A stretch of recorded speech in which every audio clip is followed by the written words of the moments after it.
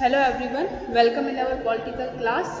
हम पढ़ रहे थे नॉन अलाइनमेंट मूवमेंट के बारे में, गुट निरपेक्ष आंदोलन के बारे में। कल हमने देखा था कि गुट निरपेक्ष आंदोलन जो है वो क्या है। यह एक स्वतंत्र दृष्टिकोण है। यह किसी भी जो है सैनिक गुटों से जो है दूर रहने के लिए ये एक ऑर्गेनाइजेशन है, एक आंदोलन जो है वह चलाया गया। यानी कि इसके अंदर जो भी राष्ट्र इसके सदस्य बनेंगे, मेंबर बनेंगे, उनका अपना जो है वह एक फ्रीडम जो है वह कंसेप्ट होगा। फ्रीडम जो है वह कंसेप्ट होगा। बेसिकली जो है वह नॉन अलाइनमेंट मूवमेंट का जो जन्म है वो सेकेंड वर्ल्ड वॉर के बाद का माना जाता है। इसमें भारत है, मिस्र है, युगोस्लाविया आदि देशों की जो है वह सहयोग के कॉपरेशन से जो है वह इस कंसेप्ट को डेवलप किया गया। गुट निरपेक्ष सभी प्रकार की जो सैनिक है, राजनीतिक है और जो डिफेंस संबंधी जो ट्रीटी होती है और जो गठबंधन होते हैं, जो कॉलिजन होते हैं, उनके विरोध की एक नीति है, एक पॉलिसी है। गठबंधनों की जो है विरोध की एक नीति है, पॉलिसी है। यह शीत युद्ध के दौरान जो सैनिक गठबंधन जो है वो उत्पन्न हुए थे या सैनिक गुट जो है वह क्रिएट किए गए थे, जैसे कि नाटो है, सीटो है, वार्सा पैक्ट है, सोवियत संघ का, तो उसके अंदर जो है वह उन गुटों का जो है वह विरोध करती है। या हम ये कह सकते हैं कि किसी भी गुट में जो है वह इंक्लूड नहीं होने की यह नीति है, ये पॉलिसी है। अगर हम देखें तो गुट नीति जो है वह सैनिक गठबंधन का विरोध करती है, साम्राज्यवाद का विरोध करती है, इंपीरियलिज्म का जो है विरोध करती है। इसके अलावा जो है वह शीत युद्ध में जो तनाव उत्पन्न हुए हैं और जिससे विश्व की जो है शांति भंग होती है, उन सब से जो है वह दूर रहकर और विश्व की जो है समस्याओं को सॉल्व करने के लिए एक पॉलिसी, स्वतंत्र पॉलिसी जो है वह सभी राष्ट्रों के द्वारा यूज की गई है। गुट निरपेक्ष कोल्ड वॉर का जो गुट निरपेक्ष पॉलिसी है वो कोल्ड वॉर का विरोध करती है। भारत जैसे जो है वह गुट निरपेक्ष देश, क्योंकि भारत को भी नॉन अलाइनमेंट कंट्री जो है वह कहा जाता है, और यह जो है वह शीत युद्ध के द्वारा जो अंतर्राष्ट्रीय शांति जो भंग हुई है ना, उस तत्व के विरुद्ध है। उस तत्व के विरुद्ध है यह आंदोलन। इस संबंध में जो है वह जॉर्ज जो है वह स्वार्जनबर्गर ने गुट निरपेक्षता के संबंध में जो है वह 6 बातें बताई है कि गुट निरपेक्ष आंदोलन जो है वह इन 6 चीजों से अलग है। जॉर्ज स्वार्जनबर्गर ने बोला है कि गुट निरपेक्ष जो है वह आइसोलेशन की जो है वह नीति नहीं है। गुट निरपेक्ष न तो जो है वह आइसोलेशन की नीति है, न ही जो है वह नॉन कमिटमेंट की नीति है, न ही हम ये कहते हैं कि अगर एक राष्ट्र जो है वह न्यूट्रल रहता है तो वह गुट निरपेक्ष है। ऐसा नहीं है। न वह न्यूट्रलिटी के पक्ष में है, न न्यूट्रलिज्म के जो है वह पक्ष में है, और न ही वो जो है वह अलगाववाद की नीति है, और न ही जो है वह यूनिटेरियलिज्म की जो है वह नीति है। इन शब्दों को हम एक एक करके समझते हैं। जॉर्ज ने कहा है कि गुट निरपेक्षता जो है वह आइसोलेशन की नीति नहीं है, यानी कि अलगाववाद की नीति नहीं है। अलगाववाद का बेसिक मीनिंग जो है वह क्या होता है? अलगाववाद का बेसिक मीनिंग होता है कि राष्ट्र को जो है वो विश्व राजनीति में कम से कम जो है वो भाग लेना या बिल्कुल अलग रहना, यानी कि अलग रहने की नीति जो है वो क्या कहलाता है? अलगाववाद। कोई भी राष्ट्र जो भी आइसोलेशन की पॉलिसी को फॉलो करता है तो वह विश्व की राजनीति में जो है वह पार्टिसिपेट कम करता है, वह टोटली जो है वह क्या है? अलग रहने की पॉलिसी को जो है वह फॉलो करता है। देन जॉर्ज ने बताया है कि नॉन कमिटमेंट भी है ना, गुट निरपेक्ष नहीं है। नॉन कमिटमेंट का मतलब होता है कि महाशक्तियाँ जैसे यूएसए है, सोवियत संघ है, यूएसएसआर है, तो दोनों महाशक्तियों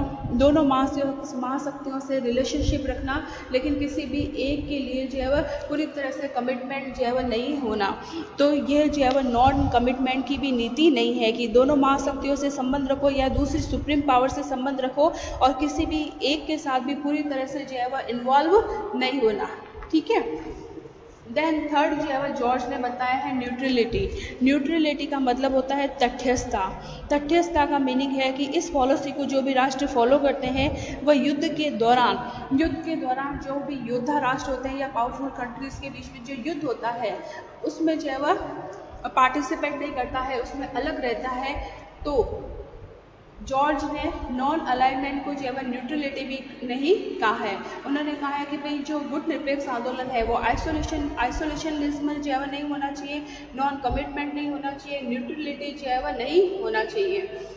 इसके अलावा वह सारे मामलों में जो है वह तटस्थीकरण की नीति को फॉलो करें, यानी कि न्यूट्रलिज्म को जो है वह फॉलो करें, न्यूट्रलाइजेशन को जो है वह फॉलो करें। तो ऐसा भी नहीं है, जैसे स्विट्जरलैंड है ना, स्विट्जरलैंड जो है वह क्या है, एक न्यूट्रल जो है वह देश है।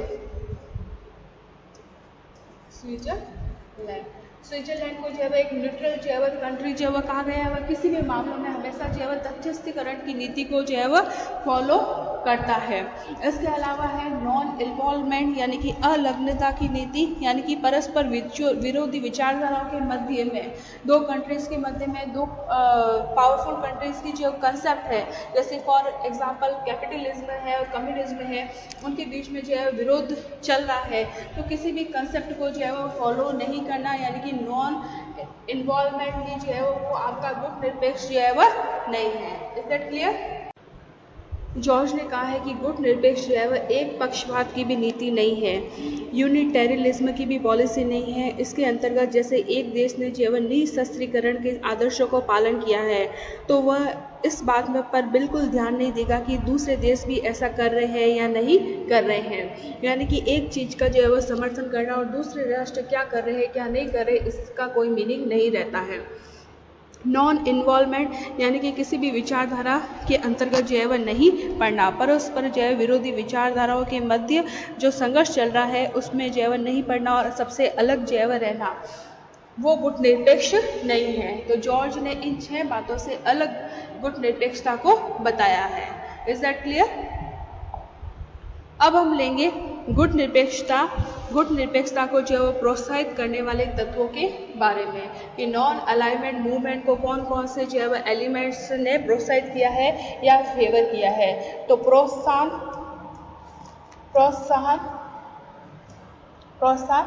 देने वाले तत्व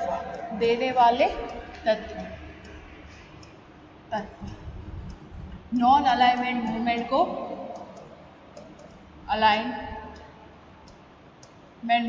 को उसको जो है उसके फेवर में जो कंसेप्ट है उनके बारे में। सबसे पहले हम पढ़ेंगे साम्राज्यवाद और उपनिवेशवाद का भय। फर्स्ट है साम्राज्यवाद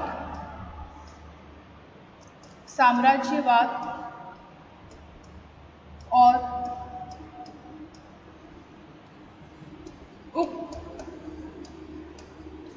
उपनिवेशवाद का भय, है ना। फियर ऑफ जो है इम्पेरियलिज्म और जो है कॉलोनियलिज्म। उपनिवेशवाद बेसिकली है क्या? उपनिवेशवाद ये है कि है ना, अगर पावरफुल कंट्री है वो अपने पावर के दम पर जो है वो छोटे छोटे राष्ट्रों जो प्राकृतिक संसाधन से जो है वो भरपूर है, ऐसे जो है वो राष्ट्रों का जो शोषण करे, तो वो कंट्री जो है वो उपनिवेशवादी जो है वो कंट्री जो है वो कहलाती है। उपनिवेशवाद की जो राष्ट्र है वो कहलाते हैं कॉलोनियलिज्म।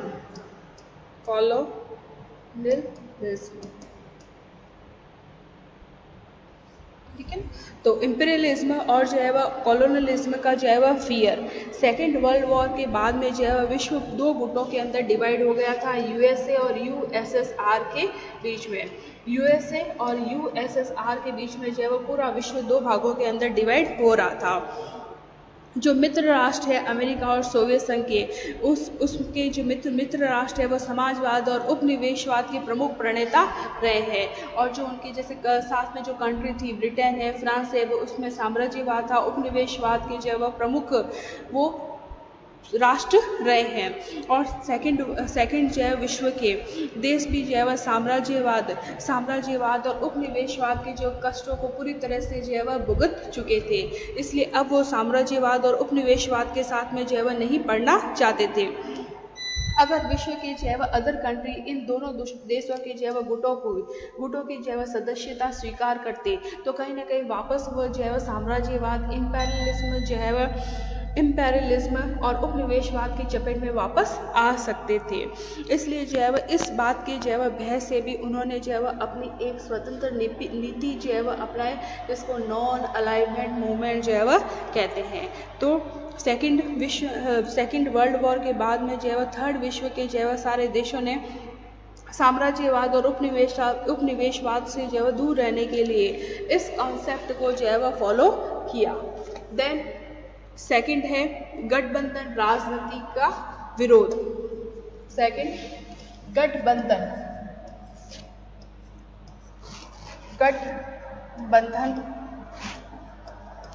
राजनीति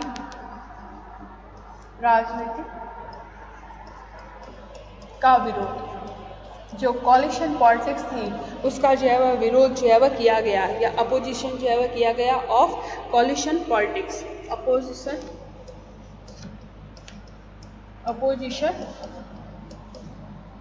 टू कॉलिशन पॉलिटिक्स। ठीक है। सेकेंड वर्ल्ड वॉर के बाद जो है वह विश्व का पूंजीवादी कैपिटलिज्म और कम्युनिज्म दो गुटों में जो है वह बंटवारा हो गया, और दोनों ही गुट जो है वह शीत युद्ध के एनवायरनमेंट में अपनी स्थिति को, अपनी सिचुएशन को जो है वह मजबूत करने पर लगे हुए थे। इस कारण जो है वह दोनों ही देश जो है वह अमेरिका और सोवियत संघ जो है वह अलग अलग सैनिक गठबंधनों का निर्माण कर रहे थे। उनमें प्रमुख रूप से है नाटो, सीटो, वार्सा पैक्ट आदि सैनिक समझौतों का निर्माण जो है वह सेकेंड वर्ल्ड वॉर के बाद में हुआ। अमेरिका ने निर्माण किया नाटो का, अमेरिका के द्वारा जो है वह निर्माण किया गया, यूएसए के द्वारा जो है वह निर्माण किया गया नाटो, सीटो, और सोवियत संघ के द्वारा जो है वह वार्सा पैक्ट का जो है वह निर्माण किया गया। गठबंधन की राजनीति के अंदर अफ्रीका है, एशिया है, देशों ने किसी भी गुट में शामिल न होने का निर्णय लिया, क्योंकि अमेरिका के द्वारा सैनिक संगठनों का निर्माण किया जा रहा था। नाटो है, सीटो है, वार्सा पैक्ट हो, सैनिक संगठनों का जन्म हुआ। और उसी तरह जो है वह यूएसएसआर ने भी वार्सा पैक्ट की स्थापना की, जिससे विश्व में तनावपूर्ण वातावरण में बढ़ोतरी हुई और स्वतंत्र राष्ट्र जो है वह ज़्यादा भयभीत हो चुके थे, उनसे दूर रहना चाहते थे और उनके राष्ट्रीय हितों को कोई नुकसान जो है वह नहीं पहुंचे, इसलिए वो किसी भी सैनिक गठबंधनों में इंक्लूड नहीं होना चाहते थे। यदि जो है वह सारे राष्ट्र जो है वह इस गठबंधन की राजनीति की चक्रव्यूह में फंस जाते, तो उन्हें जो है वह बहुत ही ज़्यादा अपने राष्ट्र की समस्याओं को जो है वह समाधान करने के लिए अवसर जो है वह गंवा बैठते, क्योंकि वह इन दोनों जो है वह देशों के चक्रव्यूह में फंस जाते एक तरह से। क्लियर? देन नेक्स्ट है शीत युद्ध का जो है वह एनवायरनमेंट। शीत युद्ध का एनवायरनमेंट सेकेंड वर्ल्ड वॉर के बाद में यूएसए और यूएसएसआर के बीच में तनाव उत्पन्न हुआ। विश्व के देशों ने जो है वह शांति बनाए रखने के लिए उस पर जो है वह सोचना उन्होंने शुरू किया दूसरे देशों ने। इस दौरान अमेरिका के द्वारा परमाणु जो है वह शक्ति हासिल करने के बाद में वह अपनी सर्वोच्चता स्थापित करना चाहता था, और यह बात जो है वह जब सोवियत संघ को जो है वह जब उनको पता चली, तो इससे सोवियत संघ का भी चिंतित होना जो है वह स्वाभाविक था। उन दोनों के बीच में जो है वैचारिक युद्ध जो है वह शुरू हो गया। इसलिए बाकी राष्ट्रों ने सोचा कि उनकी जो है वह स्वतंत्र विदेश नीति होनी चाहिए, ताकि वह अपने अंतर्राष्ट्रीय संबंधों को मजबूत बनाए और वह किसी भी जो है वह सैनिक गठबंधन का हिस्सा न हो। देन नेक्स्ट है स्वतंत्र विदेश नीति की इच्छा। स्वतंत्र जो है वह राष्ट्रों के सामने अपने राष्ट्रीय हितों को प्राप्त करने के लिए अंतर्राष्ट्रीय संबंधों में स्वतंत्र नीति की, विदेश नीति की जो है वह आवश्यकता महसूस की।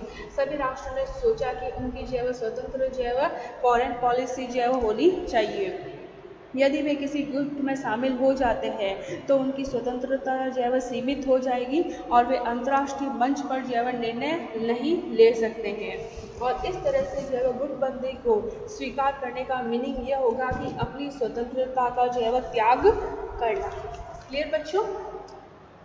Then next, non alignment movement को प्रभावित करने वाले तत्व है राष्ट्रवाद पर आधारित जो है वह राष्ट्रीय हित की भावना, पॉसिबिलिटी ऑफ नेशन जो है इंटरेस्ट बेस्ड ऑन नेशनलिज्म। इसके अंदर जैसे कि जो नए राष्ट्र थे उनकी राष्ट्रीयता की भावना जो है वह प्रबल होने लगी और वे अपने देश को अपने देश के लिए जो है वह स्वतंत्र फॉरेन पॉलिसी की स्थापना के प्रयास में लग गए। लेकिन स्वतंत्रता के बाद में ये राष्ट्र अपना ध्यान जो है वह आर्थिक विकास की ओर केंद्रित करने लगे। अपनी सुरक्षा है और आंतरिक पुनर्निर्माण में ये राष्ट्र जो है वह लग गए, जो यूएसए के अंदर और है ना सोवियत संघ में जो है वह इंक्लूड नहीं थे। इसलिए उन्होंने जो है वह गुटनिरपेक्ष नीति पर चलने का जो है वह डिसीजन लिया। क्लियर? देन नेक्स्ट है आर्थिक विकास की आवश्यकता। आर्थिक विकास की आवश्यकता। आर्थिक विकास की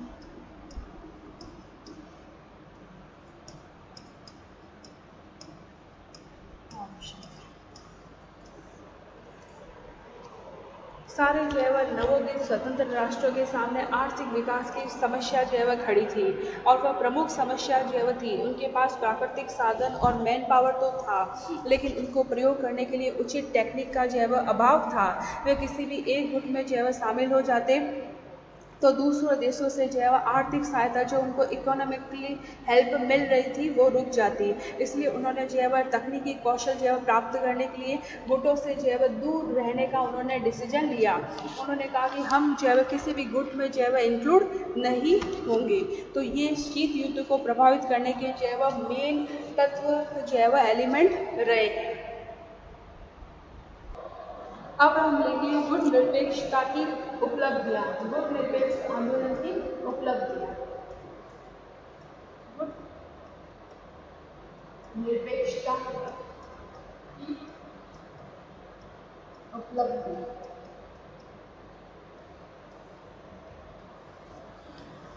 सबसे पहले है जो नॉन अलाइड मूवमेंट है उनको दोनों देशों के द्वारा जो है मान्यता मिली। गुट निरपेक्ष आंदोलन को गुट निरपेक्षता को दोनों देशों के द्वारा, जो पावरफुल कंट्री थी अमेरिका और सोवियत संघ, उनके द्वारा जो है मान्यता, दोनों गुटों के द्वारा मान्यता। क्लियर?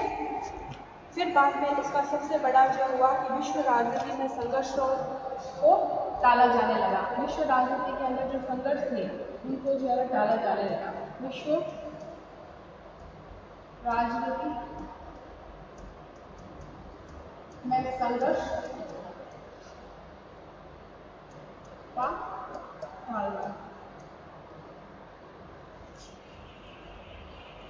थर्ड इसका सबसे इम्पोर्टेंट जो है इसकी जो है अचीवमेंट रहेगा कि शीत युद्ध को जो कोल्ड वॉर चल रहा था उसको जो है वह शस्त्र जो है युद्ध के अंदर जो है वह कन्वर्ट नहीं होने दिया। शीत युद्ध को शस्त्र युद्ध में कन्वर्ट होने से रोकना, परिणत होने से रोकना। ठीक है? इसके अलावा जो है निशस्त्रीकरण की दिशा में जो है कदम उठाए गए और विश्व समाज के लिए जो है एक अच्छा एनवायरनमेंट जो है तैयार किया गया। क्योंकि गुट निरपेक्ष आंदोलन के शिखर सम्मेलन जब हुआ था तब तो केवल 25 देशों ने जो है भाग लिया, लेकिन अब उसकी संख्या जो है 120 के करीब जो है हो गई है। और फिर बाद में दोनों महाशक्तियों ने भी जो है इस कंसेप्ट को जो है स्वीकार कर लिया। क्योंकि स्टार्टिंग के अंदर जो है सारे जो है गुट निरपेक्ष देशों को, सभी देशों को ये बताना पड़ा कि गुट निरपेक्षता जो है क्या है और अंतर्राष्ट्रीय संबंधों के संदर्भ में ये नई जो है नई जो कंसेप्ट है, नई जो कल्पना है, नया जो विचार है उसको कैसे जो है मान्यता दिलाई जाए। क्योंकि शुरू में जो है दोनों जो शक्तिशाली जो कंट्री थी उनका जो है इस जो है मूवमेंट पर जो है अविश्वास था, लेकिन धीरे धीरे बाद में जो है उनकी मान्यताएं, उनके जो है विचारों में चेंजेस जो है आया। जैसे कि साम्यवादी दृष्टिकोण का विकास जो है ना, विकास 1953 में हुआ, लेकिन स्टालिन की मृत्यु के बाद में जो है साम्यवादी राष्ट्रों का भी दृष्टिकोण चेंज होना जो है शुरू हुआ। और सोवियत जो है कम्युनिस्ट पार्टी की 20वीं कांग्रेस ने पहली बार ये बात स्वीकार की कि गुट निरपेक्ष देश सच में जो है क्या है, स्वतंत्र है। इसलिए उन्होंने इस गुट निरपेक्ष नीति का जो है नीति को फॉलो किया। ओके। और गुड निरपेक्षता के कारण जो है वह सारे विश्व के देश जो है वह निःशस्त्रीकरण की दिशा में जो है वह आगे बढ़ने लगे।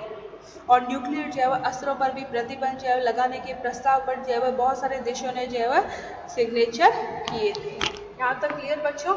यहाँ पर हमारा एंड होता है टॉपिक। कल हम मिलते हैं नए टॉपिक के साथ। Thank you.